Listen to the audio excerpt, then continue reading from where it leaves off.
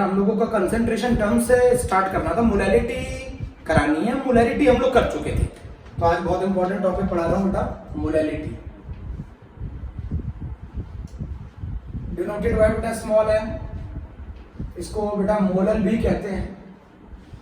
बहुत important concentration term है solution chapter पढ़ने के लिए।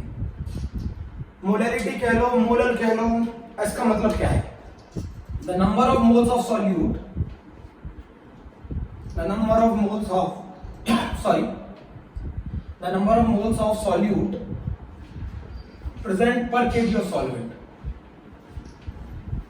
present per kg, present in 1 kg of solvent भी लिख सकते हैं। the number of moles of solute present in 1 kg of solvent या present per kg of solvent भी लिख सकते हैं। जितने मोल्स सॉल्यूट के 1 केजी सॉल्वेंट में प्रेजेंट होंगे उसी को सॉल्यूशन की मोलैलिटी कहेंगे। बेटा इसके अंदर याद रखिएगा, इसमें ये इकलौता ऐसा कंसंट्रेशन टर्म है जिसमें डिनोमिनेटर में मास ऑफ सॉल्वेंट आता है। बाकी सारे कंसंट्रेशन में डिनोमिनेटर में मास ऑफ सॉल्यूशन आता है या वॉल्यूम ऑफ सॉल्यूशन आता है। ये इकलौता ऐसा कंसंट्रेशन टर्म है जिसके अंदर डिनोमिनेटर में मास ऑफ सॉल्वेंट आता है। कितने मोल सॉल्यूट के प्रेजेंट है 1 केजी सॉल्वेंट में, वही उस सॉल्यूशन की मोलैलिटी होता है। मान लीजिए अगर मैं क्वेश्चन आपको 2 मोलर दे दूं, तो 2 मोलर मतलब क्या है? 2 मोल्स कितने सॉल्वेंट के अंदर? 1 केजी सॉल्वेंट में। तो 1 केजी सॉल्वेंट के अंदर जितने मोल्स होंगे सॉल्यूट के, वही सॉल्यूशन की मोलैलिटी होगी। मान लीजिए अगर 3 मोलर दे दूं तो इसका मतलब है नंबर ऑफ मोल्स 3 और वेट ऑफ सॉल्वेंट 1 केजी। तो अगर हम इसका फार्मूला लिखूं मोलैलिटी का, स्मॉल m से डिनोट किया जाता है number of moles of solute upon weight of solvent in KG. अगर मैं मोल्स को ओपन कर दूं तो WB upon MB into 1 upon WA इन केजी। समझ रहे हैं ना? और मान लीजिए अगर मुझे वेट ऑफ सॉल्वेंट ग्राम में दे दिया जाए तो आप उसे कन्वर्ट करेंगे केजी में। तो 1000 से डिवाइड करेंगे, वो 1000 कहां आ गया? न्यूमरेटर में। वेट ऑफ सॉल्वेंट इन ग्राम। बेटा इसको क्वेश्चन करने के लिए मैं वेट ऑफ सॉल्वेंट ग्राम में चाहिए होता है या वेट ऑफ सॉल्वेंट केजी में चाहिए होता है? इसके न्यूमेरिकल सॉल्व करने के लिए फार्मूला लिख लीजिए, number of moles of solute upon weight of solvent in KG, m = WB upon MB * 1 upon WA in KG, m = WB upon MB अगर सॉल्वेंट का वेट ग्राम में। अच्छा, हम सॉल्वेंट का वेट निकालते कैसे? सॉल्वेंट का वेट कैसे निकालते हैं? ये तरीका तो ये है कि वेट ऑफ सॉल्यूशन में से वेट ऑफ सॉल्यूट माइनस कर दो। सॉल्यूशन में से वेट ऑफ सॉल्यूट माइनस कर दो तो आप किसका वेट निकाल लोगे? सॉल्वेंट का वेट निकाल लो। नोट कर लो पहला पॉइंट, नोट कर लो प्यारे बच्चों, पहला पॉइंट नोट कर लो, जल्दी नोट करो। जितने मोल सॉल्यूट के 1 केजी सॉल्वेंट में प्रेजेंट होते हैं उसी को सॉल्यूशन की मोलैलिटी कहते हैं। क्यों भाई?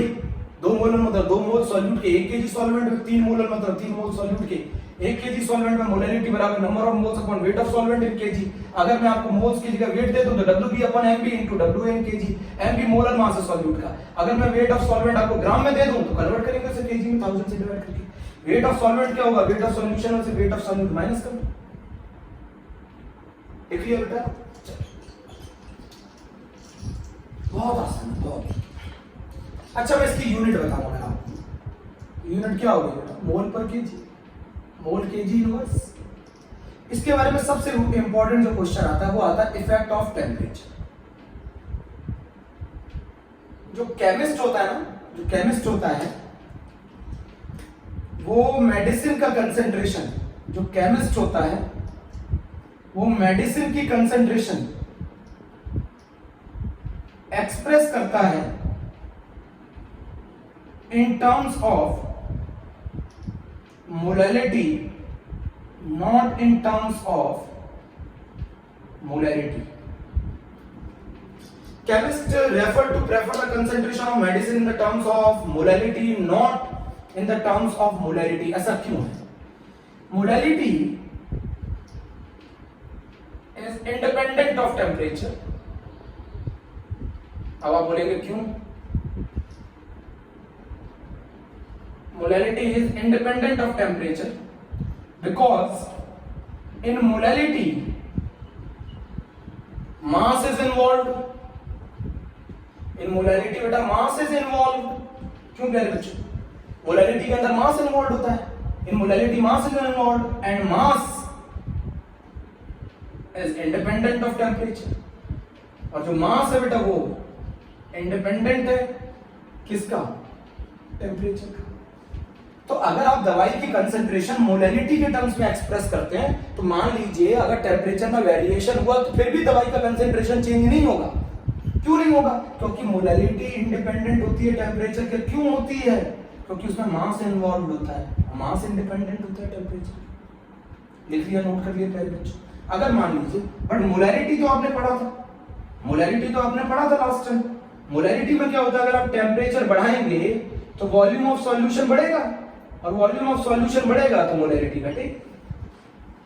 तो मोलैलिटी टेम्परेचर डिपेंडेंट होती है,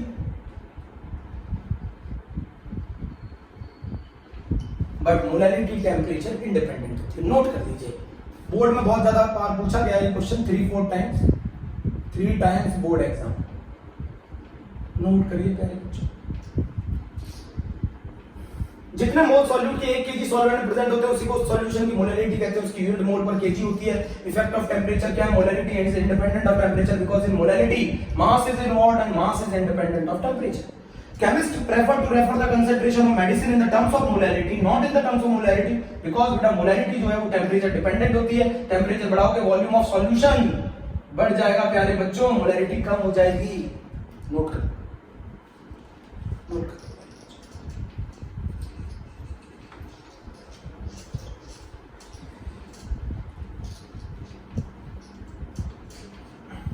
बेटा मैं एक क्वेश्चन कराता हूं, सीबीएसई बोर्ड का एक क्वेश्चन करा रहा हूं मैं।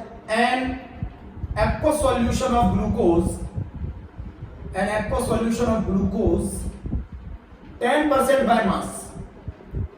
एक aqueous solution है ग्लूकोज का 10% by mass, डेंसिटी दे रखी है 1.2 ग्राम पर ml। क्वेश्चन पूछ रहा है बोर्ड एग्जाम में, एनसीईआरटी का क्वेश्चन है, calculate molality and molarity, calculate molality and molarity. प्यारे बच्चों बहुत आसान क्वेश्चन, बहुत आसान क्वेश्चन है। अब जरा मेरी बात समझिए, बहुत ध्यान से सुनिएगा, आंसर कर रहे हैं। 10% बाय मास का क्या मतलब है? इसका मतलब है 10 gram of glucose in 100 gram solution. बोलो, मैंने आपको पहले बता रखा है मास परसेंटेज का मतलब होता है wait of solute in 100 gram solution. या फिर आप इसे ऐसे भी लिख सकते हैं, 10 gram of glucose is dissolved इन, यार बच्चों जल्दी बताओ, dissolved in 90 gram of water. ये भी लिख सकते हैं आप। सॉल्वेंट का वेट आपको मिल गया। अच्छा मुझे बताओ, मैं मोलैलिटी निकाल रहा हूं। मोलैलिटी क्या होती है? WB upon MB into 1000 upon WA इन ग्राम। जल्दी बोलो, WB upon MB into 1000 upon WA इन ग्राम। WB कितना बेटा? 10। मोलर मास कितना होता है ग्लूकोज का? याद हो गया होगा अभी तक, 180। 1000 WA कितना हो गया बेटा? 90। बोलो जल्दी बोलो, इसे आप सॉल्व कर लोगे, आपका मोलैलिटी आ जाएगी मोल पर केजी में। पहला क्वेश्चन हो गया बेटा, पहला क्वेश्चन हो गया। अगर मैं मोलैलिटी की बात करूं तो मोलैलिटी क्या होती है बेटा? WB upon MB into 1000 upon volume of solution in ml। आप बोलोगे आपने ml में क्यों लिखा? क्योंकि मैं जानता हूं डेंसिटी ग्राम पर ml में है तो वॉल्यूम भी ml में आएगा। WB कितना है? 10, MB कितना है? 180, 1000 volume of solution in ml। Volume of solution की जगह क्या लिख सकता हूं? Mass of solution upon density of solution. 10 upon 180 into 1000, mass of solution कितना है? 100, डेंसिटी 1.2। ये सॉल्व करोगे प्यारे बच्चों, मैं यहां लिख दूं इसको, अगर आप सॉल्व करोगे तो ये आ जाएगा 120 अपॉन 180, 2/3, 0.66 मोलर।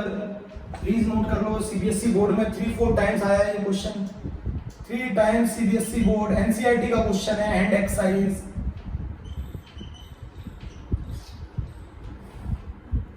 कर लीजिए फटाफट, जल्दी से नोट कर लीजिए बेटा प्यारे बच्चों, बहुत आसान है। मोलैलिटी, मोलैलिटी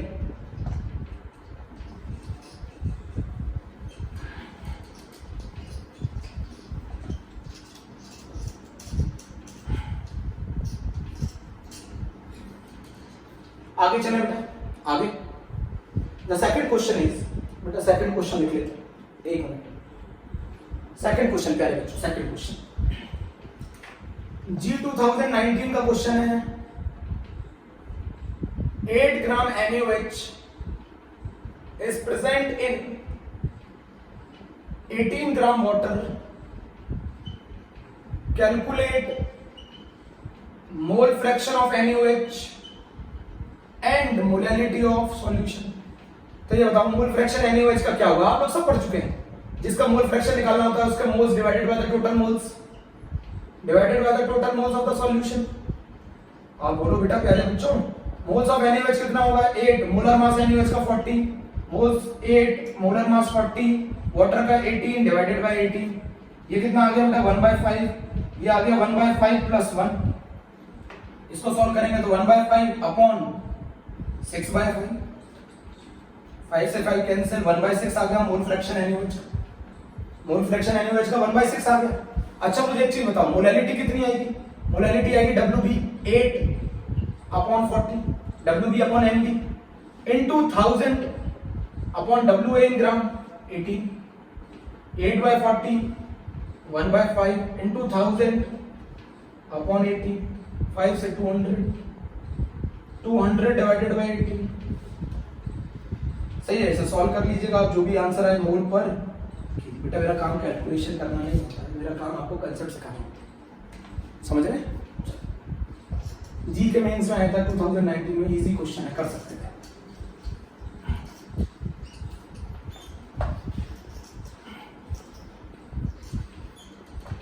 अगला क्वेश्चन है एनसीईआरटी का क्वेश्चन है 15 ppm ऑफ क्लोरोफॉर्म। अगर मैं 15 ppm chloroform is dissolved in water, ये वाटर को क्या कर देती है बेटा? मैं पूरा क्वेश्चन नहीं बता रहा हूं, आप लिख लेंगे एनसीईआरटी से।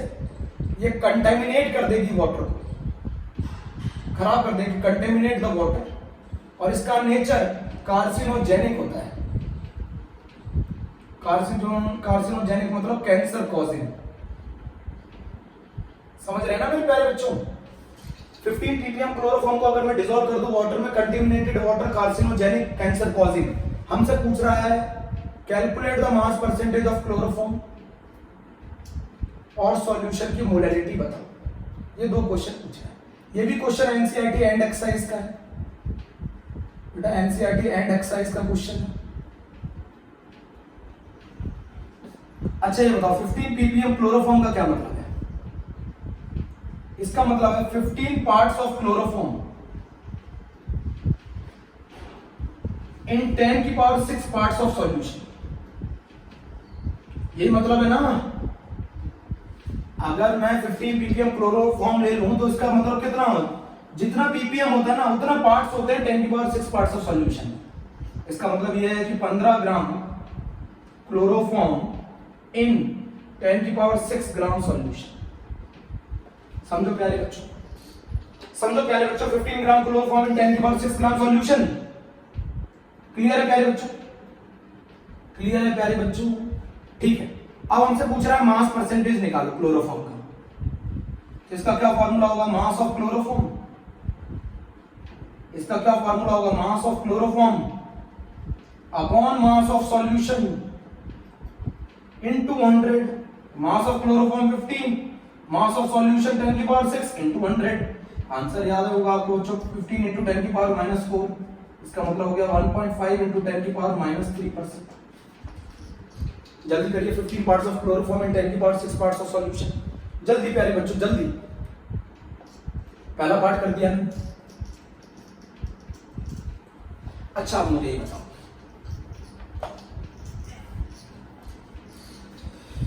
क्लोरोफॉर्म का मोलर वेट कितना है? क्लोरोफॉर्म का मोलर वेट होता है 119.5। आप लोग निकाल के देख लीजिएगा। क्लोरीन का 35.5 होता है।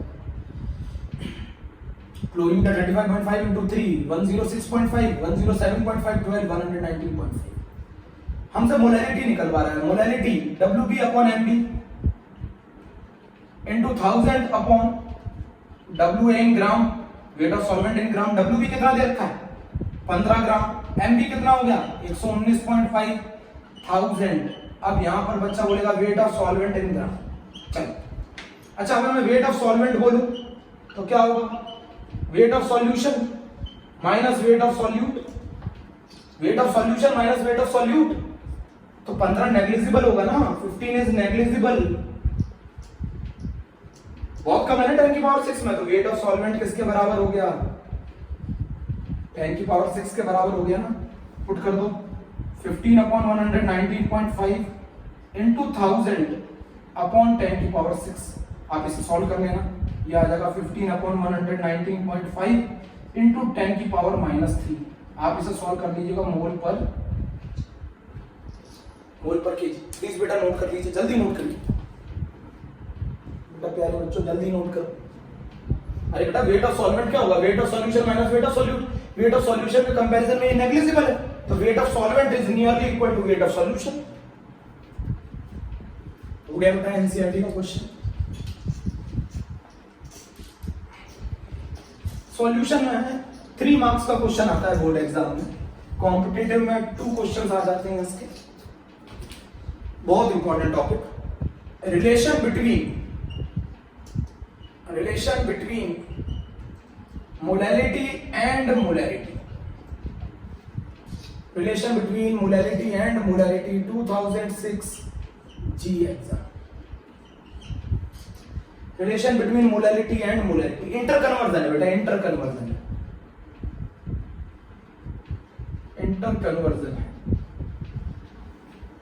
क्वेश्चन से सिखाऊंगा, 2 molar acetic acid solution, density 1.2 gram पर एमएल, 2 मोलर एसिटिक एसिड का सॉल्यूशन है जिसकी डेंसिटी 1.2 ग्राम पर एमएल, इस 1.2 ग्राम पर एमएल का मतलब जानते हो, 1 ml सॉल्यूशन का जो वजन है ना वो 1.2 ग्राम है, 1.2 ग्राम। तो अच्छा ये बताओ 1000 ml सॉल्यूशन का वजन कितना होगा, 1200 ग्राम। आप बोलोगे 1000 ml क्यों निकाला, बताओ। कैलकुलेट करना है मोलैरिटी। अच्छा ये बताओ मुझे 2 मोलर का क्या मतलब है, 2 मोलर का मतलब है 2 मोल सॉल्यूट के और वॉल्यूम ऑफ सॉल्यूशन 1 लीटर। अब समझ में आया, 1 लीटर मतलब 1000 ml, तो 1000 ml का वजन कितना होगा, 1000 ml सॉल्यूशन का वजन कितना होगा, 1200 ग्राम। तो 1200 ग्राम किसका मास मिल गया आपको, 1200 ग्राम किसका मास मिल गया आपको, mass of solution. 1 ml solution का वजन 1.2 ग्राम, तो ये बताओ 2 मोलर में कितना वॉल्यूम है सॉल्यूशन का, 1 लीटर मतलब 1000 ml, तो 1000 ml सॉल्यूशन का वजन कितना होगा, 1200 ग्राम। मिल गया। अच्छा ये बताओ वेट ऑफ सॉल्यूट कितना होगा, मोल्स फॉर्मूला लिख दूं क्या, मोल्स इनटू मोलर मास। बताओ एसिटिक एसिड के मोल्स कितने, 2, मोलर मास कितना है 60, 120, वेट ऑफ सॉल्यूट मिल गया, वेट ऑफ सॉल्यूट मिल गया, वेट ऑफ सॉल्यूशन मिल गया। बताओ वेट ऑफ सॉल्वेंट कितना होगा, वेट ऑफ सॉल्वेंट होगा 1200 minus 120, 1080 gram. Weight of solvent आ गया। अच्छा वेट ऑफ सॉल्वेंट को केजी में ले आओ, weight of solvent in KG ले आओ, केजी क्या करोगे, 1080 डिवाइडेड बाय 1000, 1.08 केजी। अच्छा अगर आप ऐसे नहीं निकाल पाते तो मास ऑफ सॉल्यूशन आप एक और तरीके से निकाल सकते हैं, volume of solution into density of solution, but मुझे तो यही तरीका पसंद है। वेट ऑफ सॉल्वेंट मिल गया 1.08 केजी, वेट ऑफ सॉल्वेंट मिल गया 1.08 केजी, रफ कर दो। चलो अच्छा वेट ऑफ सॉल्वेंट मिल गया, वेट ऑफ सॉल्यूट मिल गया, मोल्स मिल गया सॉल्यूट, तो मोलैरिटी क्या होता है, number of moles of solute upon weight of solvent in KG. बताओ नंबर ऑफ मोल्स कितने मिल गए सॉल्यूट के, 2, वेट ऑफ सॉल्वेंट केजी में कितना मिल गया, 1.08 मोल पर केजी। मोल्स तो हमें दे रखे थे ना, 2 मोल्स, कुछ नहीं किया बेटा, मैंने वेट ऑफ सॉल्यूशन निकाला, वेट ऑफ सॉल्यूशन में से वेट ऑफ सॉल्यूट माइनस किया, वेट ऑफ सॉल्वेंट निकाला, फॉर्मूले में पुट किया, मोलैरिटी आ गया। आगे चलेंगे, क्लियर हुआ कुछ क्वेश्चन क्लियर हुआ।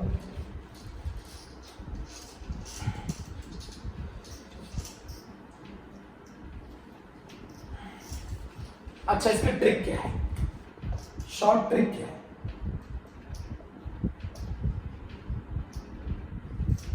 शॉर्ट ट्रिक क्या है, शॉर्ट ट्रिक है कि molarity is equals to 1000 into molarity upon 1000 into density minus molecular weight into molarity. अब मैं आपको बताता हूँ क्या मतलब है।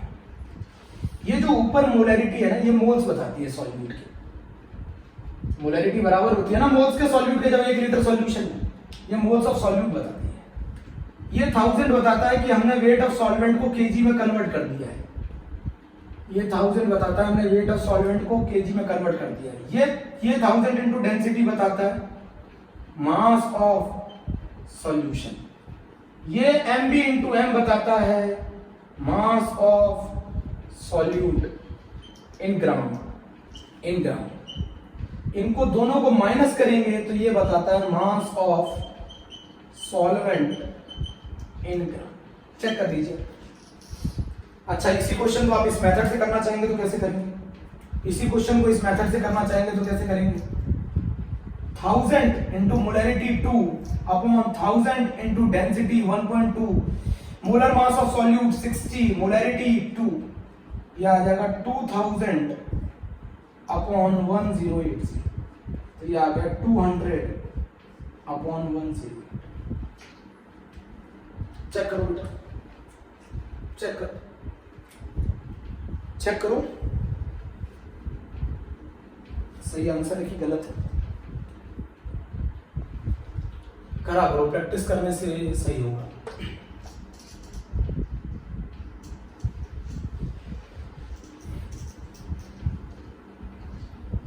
अब लास्ट कंसेप्ट आपको बताने जा रहा हूं और ये हमारा कंसंट्रेशन टर्म खत्म। और बेटा लास्ट कंसंट्रेशन का टर्म है relation between mole fraction and molarity. अच्छा मुझे एक चीज बताओ, मोल फ्रैक्शन सॉल्यूट का क्या होता है? NB upon Na plus Nb। और मोलैरिटी क्या होती है?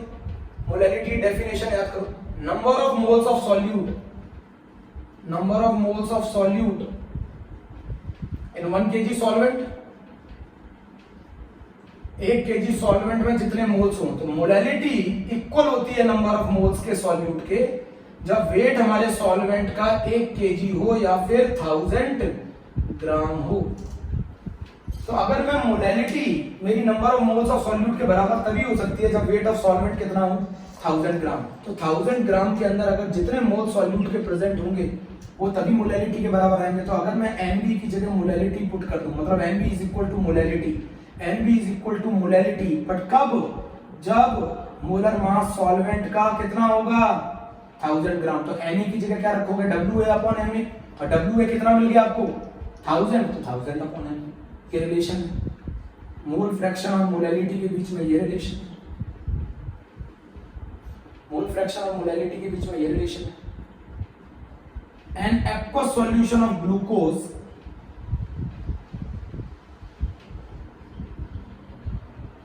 having molarity 2.5 molar, calculate mole fraction of glucose।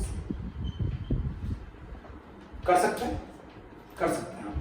आप बोलेंगे sir mole fraction of glucose बराबर N glucose upon M glucose plus N water. अच्छा 2.5 मोलर का क्या मतलब है? 2.5 मोलर का मतलब है 2.5 मोल्स 1 kg सॉल्वेंट में, 1 kg सॉल्वेंट में 1000 ग्राम। तो ये बताओ mole fraction of glucose is equal two moles of glucose कितना? 2.5 मोल्स ऑफ ग्लूकोज कितना? 2.5 मोल्स ऑफ वाटर कितना? वेट मिल गया वाटर का 1000, वाटर का मोलर मास 80। इसे सॉल्व करोगे 2.5 अपॉन 58, 2.5 अपॉन 58 बोर्ड में आया हुआ क्वेश्चन है, CBSE बोर्ड।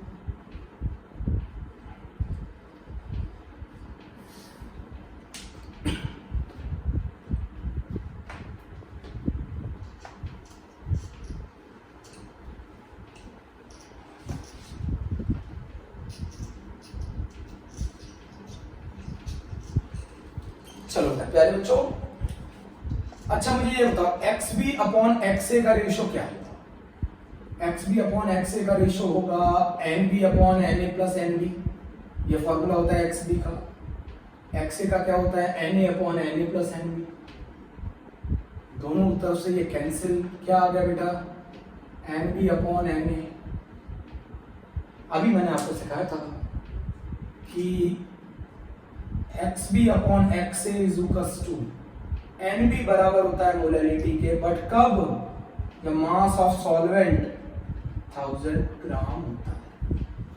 ये एक और रिलेशन है, relation between mole fraction and, ये हमारा कंसंट्रेशन टर्म्स क्या हो गया बेटा, खत्म हो गए हैं प्यारे बच्चों। Thank you.